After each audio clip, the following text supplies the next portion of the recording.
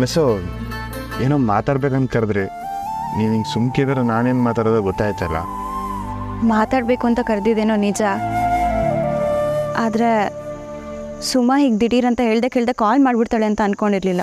ಅಂದರೆ ಕೊಕ್ಕೋ ಫೋನ್ ಮಾಡಿದ್ಗ ನೀವು ಇಲ್ಲಿಗೆ ಬಂದಿದ್ದು? ನಾನೇನೋ ನೀವೇನಂತ ಮಾತಾಡಬೇಕು ಅಂತ ಮಾತಾಡೋಕ್ಕೆ ಬಂದೆ. ಹೌದಾ? ದಿಟ್ವಲ್ಲ ಹೇಳಿದ್ನಲ್ಲ, ಮಾತಾಡೋಕ್ಕೆ ಬಂದೆ. ಹೇಳಿ ಬಸ್. ನೋಡಿ, ನಾನು ಇಲ್ಲಿ ಫುಲ್ ಖುಷಿಯಾಗಿ ಮಾತಾಡೋಕ್ಕೆ ಬಂದಿದ್ದೀನಿ ಅಂತ ಅನ್ಕೋಬೇಡಿ. ಕೆಲವೊಂದು ವಿಷಯಗಳ ಬಗ್ಗೆ ಮಾತಾಡಿ ಒಂದು ಕ್ಲಾರಿಟಿಗೆ ಬರಬೇಕಿತ್ತು. ಸೊ ಹೇಳಿ ಬಸ್. ನೀವು ಇದನ್ನ ಬೇರೆ ಥರ ಎಲ್ಲ ತಿಳ್ಕೊಳ್ಳೋ ಅವಶ್ಯಕತೆ ಇಲ್ಲ. ಸರಿ ಹೇಳಿ ಮಿಸ್. ಈಗ ಮನೇಲಿ ಪರಿಸ್ಥಿತಿ ಹೇಗಿದೆ? ಇನ್ನು ಮದುವೆಗೂ ಮುಂಚೆ ಕೇಳಬೇಕಾಗಿದ್ದನ್ನ ಈಗ ಕೇಳ್ತಿದ್ದೀರಾ? ಅದನ್ನ ಮದುವೆ ಅಂತೆಲ್ಲ ಕರೆಯೋ ಅವಶ್ಯಕತೆ ಇಲ್ಲ. ಸುಮ್ಮನೆ ನಾನು ಕೇಳಿದಕ್ಕೆ ಉತ್ತರ ಕೊಡಿ. ಅಲ್ಲ, ಪರಿಸ್ಥಿತಿ ಹೇಗಿದೆ ಅಂದರೆ ಏನು ಹೇಳಿ? ನಂಗೆ ಅರ್ಥ ಆಗತ್ತೆ. ಕಂಪ್ಲೇಂಟ್ ಕೊಟ್ಟು ಬಂದಿದ್ದಕ್ಕೆ ನಮ್ಮವ್ವನೇ ಸಿಕ್ಕಾಪಟ್ಟೆ ಬೇಜಾರು ಮಾಡ್ಕೊಂಡಿದ್ದಾಳೆ. ಇನ್ನು ನಿಮ್ಮವ್ವ ಖಂಡಿತ ಕೋಪ ಮಾಡ್ಕೊಂಡೋಳ. ಕೋಪ ಮಾತ್ರ ಅಲ್ಲ, ಸ್ವಂತ ಮಗನೇ ಹಿಂಗೆ ಮಾಡ್ಬಿಟ್ಟ ಅಂತ ಬೇಸರನೂ ಮಾಡ್ಕೊಂಡಿರ್ತಾಳೆ. ಅದನ್ನ ಇಷ್ಟು ಸಲೀಸಾಗಿ ಹೇಳ್ತಿದ್ದೀರಾ? ಯಾಕಂದರೆ ನಮ್ಮವ್ವ ಇತ್ತೆ ಮಾಡಿರೋಕಿಲ್ಲ ಅನ್ನೋ ನಂಬಿಕೆ ನಂಗೈತೆ. ಮಗನಾಗಿ ಆ ನಂಬಿಕೆ ಮಾಡ್ಕೊಳೋದು ತೆಪ್ಪ ಮಿಸ್ಸು.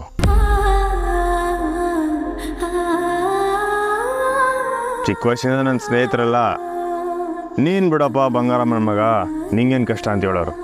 ನಾನು ಹೊಟ್ಟೆಯ ನಮ್ಮವ್ವ ಅವಳಲ್ಲ, ನಂಗೇನು ಕಷ್ಟ ಅಂತ ಬಿಂದಾಸ ಬದುಕಿದೇನೋ ದಿಟ. ಆದರೆ ಈಗೆಲ್ಲ ಉಲ್ಟಾ ಆಗೋದೆ. ಒಂದೊಂದ್ಕಿಂತ ನಾನು ಯಾರಿಗೋಸ್ಕರ ಇರಬೇಕು ಅನಿಸ್ತೈತೆ. ನಮ್ಮವ್ವಂಗೆ ನಾನು ಅರ್ಥ ಆಯ್ತಾ ಇಲ್ಲ, ಮತ್ತು ನಾನು ಇಷ್ಟಪಟ್ಟಿದ್ದು ಹುಡುಗಿಗೆ ನಾನಂತ ಕೋಪ.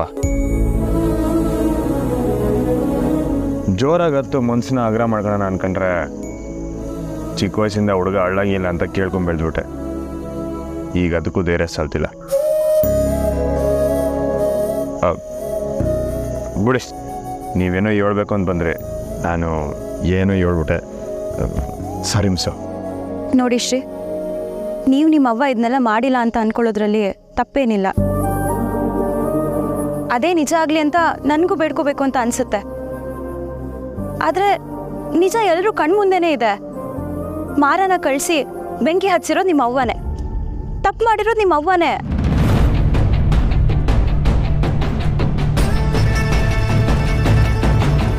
ಅವ್ರು ಹಾಗೆ ಮಾಡೋದಕ್ಕೆ ಎಷ್ಟೊಂದು ಕಾರಣಗಳಿರ್ಬೋದು. ಅದ್ರಲ್ಲಿ ಮೊದಲನೇ ಕಾರಣ ನಾನೇ.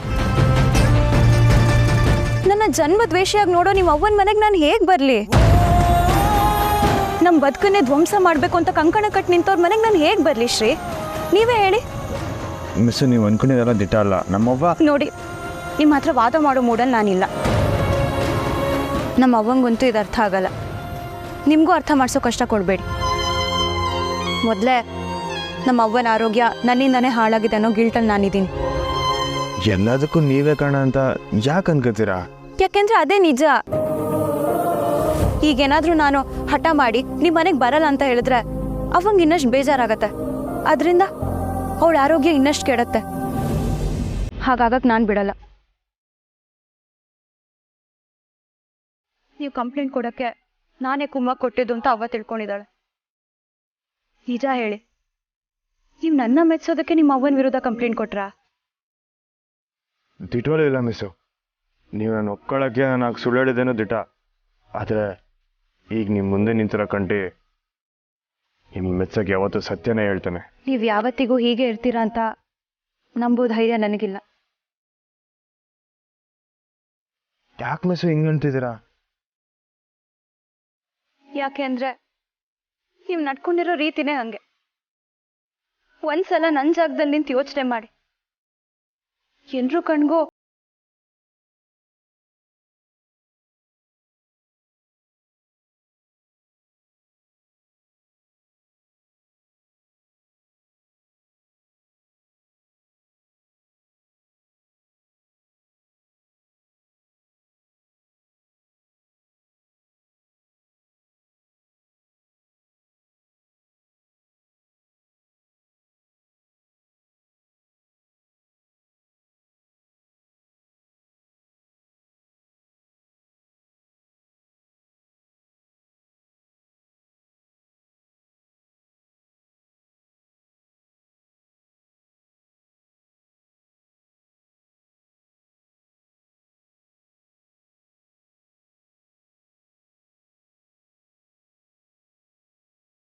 ಜಾಸ್ತಿ.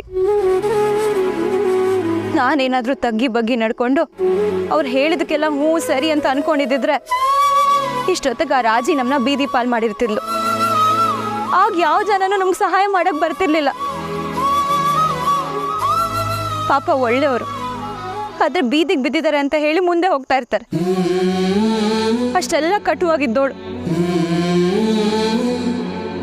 ನಿಮ್ಮ ವಿಷಯದಲ್ಲಿ ಸೋತ್ ಹೋದೆ, ಮೋಸ ಹೋದೆ.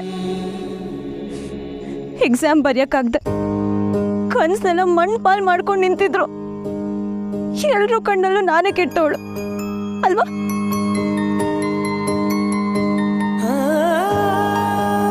ಈ ಕೆಟ್ಟವಳಿಂದ ನಮ್ಮ ಅವ್ವಂಗೆ ಏನಾದ್ರೂ ಆಗೋದ್ರೆ ಅಂತ ಮೊದಲನೇ ಸಲ ಲೈಫಲ್ಲಿ ಭಯ ಆಗ್ತದೆ.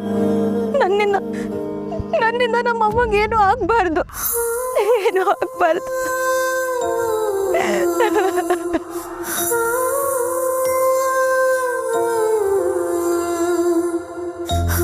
ಅಳ್ಬೇಡ ಮಿಸ್ಸು.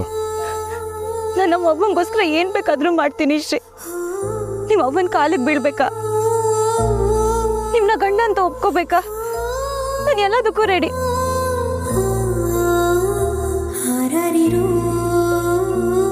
ನಾನು ಏನ್ ಮಾಡ್ಲಿ ಹೇಳಿ? ನಿಮ್ನ ಪ್ರೀತಿಸಿದಂತೂ ನಿಜ. ನೀವೇ ನನಗೆಲ್ಲ ಅಂತ ಅನ್ಕೊಂಡಿದ್ದೆ. ಆದ್ರೆ ನೀವು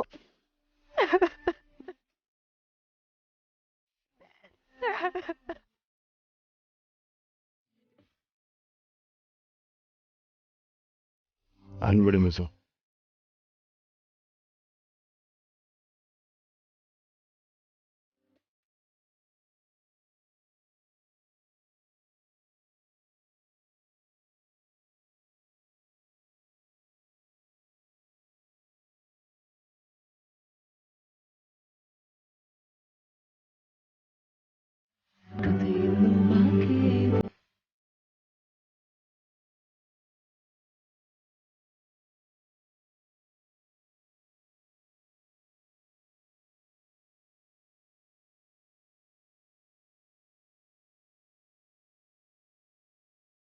ಅಳ್ಬೇಡ ಮಿಸ್ಸು.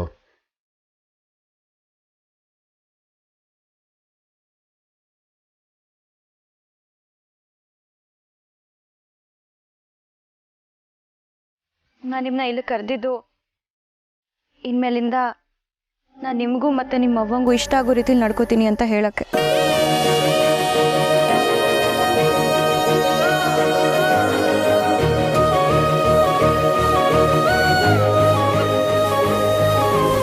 ಆದ್ರೆ ಬರೀ ನಮ್ಮ ಅವ್ವಂಗೋಸ್ಕರ. ಅದರಲ್ಲಿ ನಮ್ಮ ಅಜ್ಜಿನೇ ಸೇರಿಸ್ಕೊಬಿಡಿ.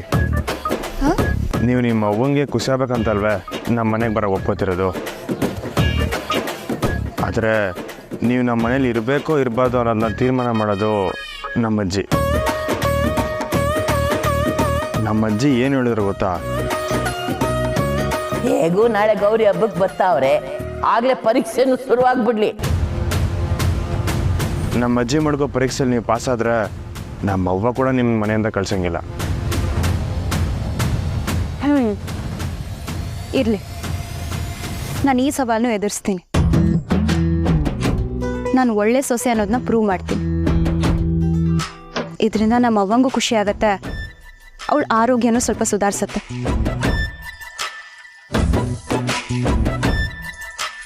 ಆಮ್ಯಾಕೆ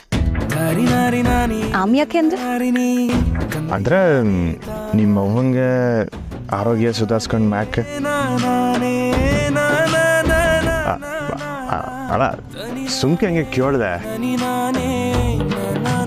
ಅಲ್ಲ ಯಾವುದಕ್ಕೂ ಇರಲಿ ಅಂತ ಕೇಳಿದೆ.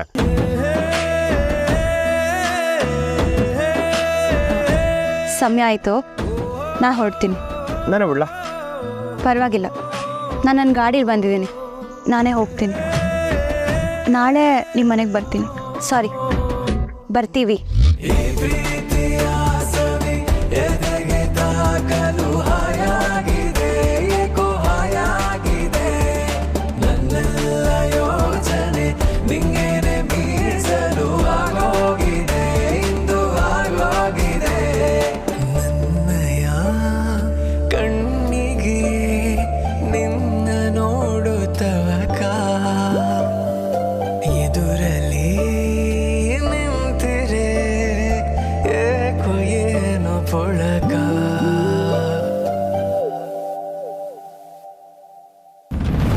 ಕಲ ನನ್ನ ಸಂಕಟಕ್ಕೆ ಕಾರಣ. ಅವನು ಹೊಳ ನನ್ನ ಮಗ, ಕಚ್ಚಿನ ನನ್ನ ಮಗ, ತಲಕೆಟ್ ನನ್ನ ಮಗ, ಅಪ್ಪೆ ಪರಿ ನನ್ನ ಮಗ, ಮೆಸ್ಸಿಗೆ ಬೆಂಕಿ ಇಟ್ಟಿರೋ ಬೆಂಕಿ ನನ್ನ ಮಗ. ಅವನ ಕೈ ಮುರಿದೋಗ್ಬೇಕು, ಅವನ ಕಾಲು ಸೊಟ್ಟಿಗಾಗ್ಬಿಡ್ಬೇಕು. ಅವನ ಜೀವನ ಪೂರ್ತಿ ನೆಲದ ಮೇಲೆ ತೆಗೆದುಕೊಂಡು ಸಾಕು. ಸುಮ್ಮನೆ ನೀನು ಮ್ಯಾಚ್ ಕೇಳಿ ನೋಡು, ಇವಿನ ಆಗ್ತಾ ಬರ್ತಿದ. ಅಯ್ಯೋ ಹೇಳಿ ಹೊರಗಡೆ ಹೋಗು. ಬಾಬಾ ಬಾ, ನಮ್ಮನೆ ಹೋಗುವ. ಏನು ಬಾಬಾ ಕುಟುಂಬಿಗೆ ನಾಲ್ಕು ಸಮಾಧಾನ ಮಾತು ಹೇಳೋದು ಬಾ.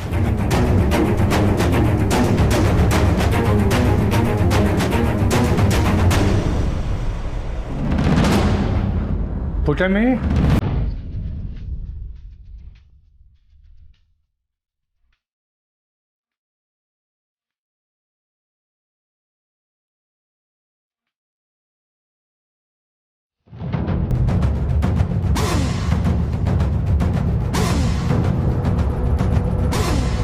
ಗಳಿಸ್ಕೊಂಡ್ಮ್ಯಾಗೆ ಗೌರವ, ಉಳಿಸ್ಕೊಂಡ್ಮೇಲೆ ನಂಬಿಕೆ, ಕಳ್ಕೊಂಡ್ಮೇಲೆ ಪಿರುತಿ ಅರ್ಥ ಆಗೋದು ಅನ್ನೋದನ್ನ ನನ್ನ ನೋಡೇ ಹೇಳಿರ್ಬೇಕು ಅಲ್ವಾ ಪುಟಮ್ಮಿ? ಸುಮ್ಮ ಹೋಗ್ ಒಂದು ಗ್ಲಾಸ್ ನೀರು ತಕ ಬಾ. ಅವ್ವ, ಕುಡ್ಕೊಂಡ್ ಬಂದಿರೋರ್ಗೆ ಕುಡಿಯಕ್ ನೀರಲ್ಲ, ತಲೆ ಮೇಲೆ ಒಂದ್ ಬಕೆಟ್ ನೀರ್ ಸುರಿಬೇಕು. ಬೆಳಗ್ಗೆ ಹೆಂಡತಿ ಬಂದಾಗಿತ್ತಲ್ಲ, ಮತ್ತ್ಯಾಕ್ ಬಂದಿರೋದು? ಸುಮ್ಮ ಮುಕ್ಕಿರಬೇಕು.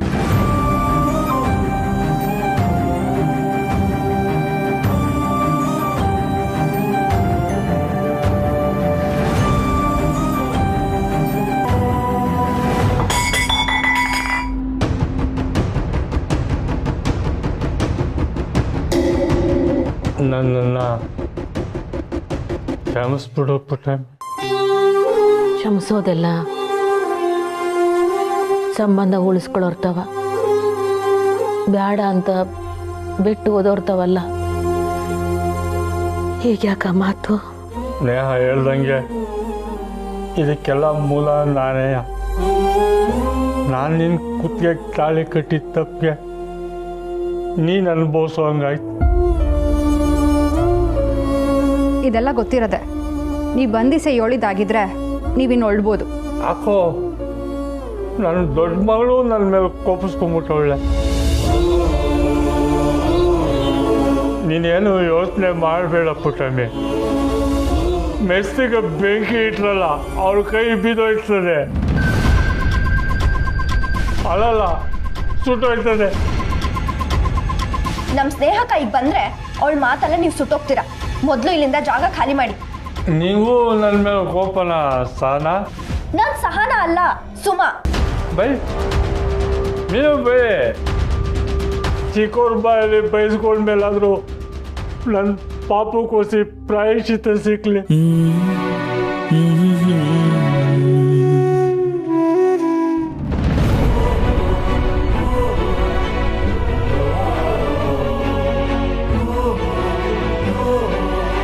ನಾನೇ ಸಂಕಟ ಆಯ್ತೈತೆ ಪುಟ್ಟಮ್ಮಿ ನಿನ್ನ ನೀನು ನೋಡಕ್ಕೆ.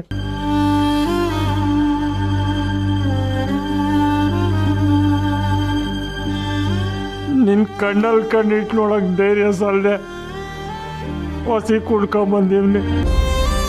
ಕ್ಷಮಿಸ್ಬಿಡು. ನಿನ್ನ ಜೊತೆ ಏನೇನೋ ಮಾತಾಡಬೇಕು ಅಂತ ಮನಸ್ಸಿನಾಗೆ 1000 ಮಾತುಗಳನ್ನ ಪೋಣಿಸ್ಕೊಂಡ್ಬಂದೆ. ಯಾಕೋ ಎಲ್ಲ ಮರ್ತೋದಂಗೆ ಆಯ್ತೈತೆ.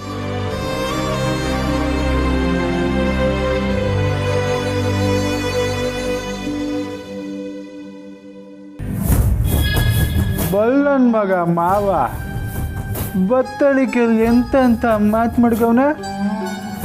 ಸಾನಂತ ನಾನು ಹಿಂಗೆಲ್ಲ ಮಾತಾಡಿದ್ರೆ ತಾನು ನನ್ನೇ ಮದುವೆ ಆಗಿರೋಳೇನೋ.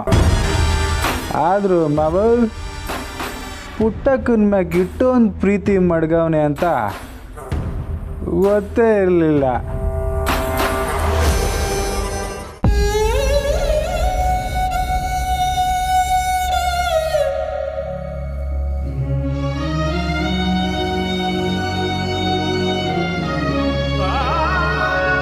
ನನ್ನ 2ನೇ ಮಗಳು ಬರೋ ಗೊತ್ತಾಯ್ತು. ನೀನಿನ್ನ ಹೋಯ್ತಿ.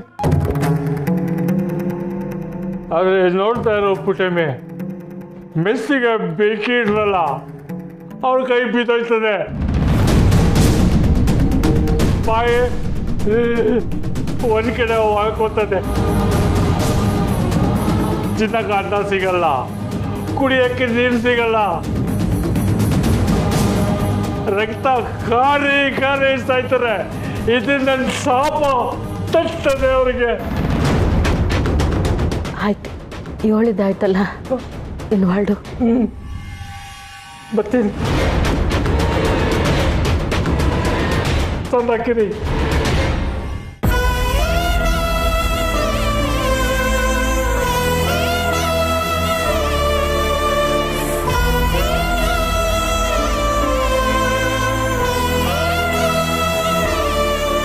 ಏನವ ನೀ ಸುಮಾ, ಹಿಂಗೇನು ಮಾತಾಡ ಸುಮ್ಕಿರು.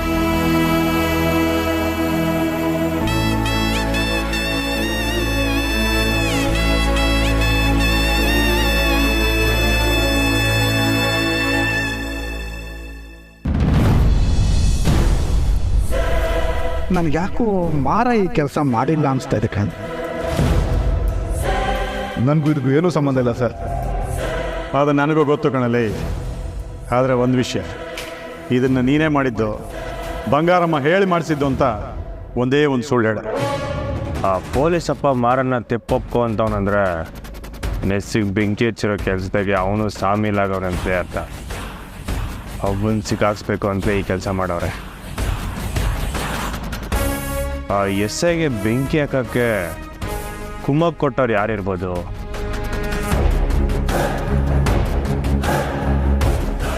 ಅವ್ವ ಮತ್ತು ಪುಟ್ಟಕ್ಕನ ಸಂಬಂಧ ಹಾಳು ಮಾಡ್ಬೇಕಂತಲೋ, ಅಥವಾ ನಾನು ಮೆಸ್ಸು ಈ ವಿಚಾರ ಇಟ್ಕೊಂಡು ಒಂದಾಗಬಾರ್ದು ಅಂತ ಹಿಂಗೆಲ್ಲ ಮಾಡ್ತಾವ್ರೋ ಗೊತ್ತಾಯ್ತಲ್ಲ.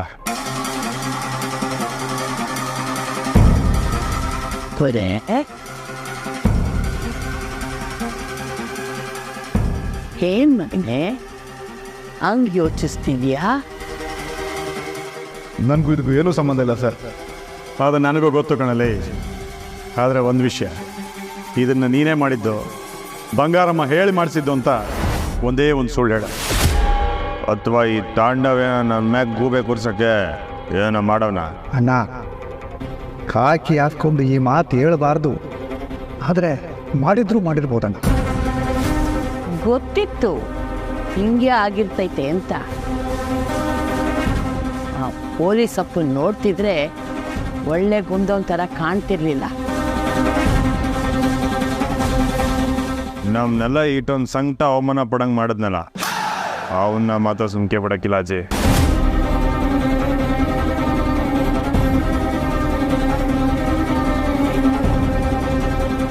ನನ್ನ ಮಗಳು ಹಗಲು ರಾತ್ರಿ ಕಣ್ಣೀರು ಹಾಕಂಗೆ ಮಾಡ್ದವನ್ನ ಸುಮ್ಕಿ ಬಿಡಕ್ಕಾಯ್ತದಿಲ್ಲ. ಬೇಡ, ನಾನು ಹೇಳ್ತೀವ ನೀ ಬಿಡಬೇಡ. ಇದ್ರಾಗ ಅವನೇ ಏನಾದ್ರು ತಲಾಟೆ ಮಾಡಿರೋದು ನಿಟ ಅಂತ ಗೊತ್ತಾದ್ರೆ ಬಿಡಬೇಡ, ಯಾವುದೇ ಕಾರಣಕ್ಕೂ ಬಿಡಬೇಡ ಮಗನೇ.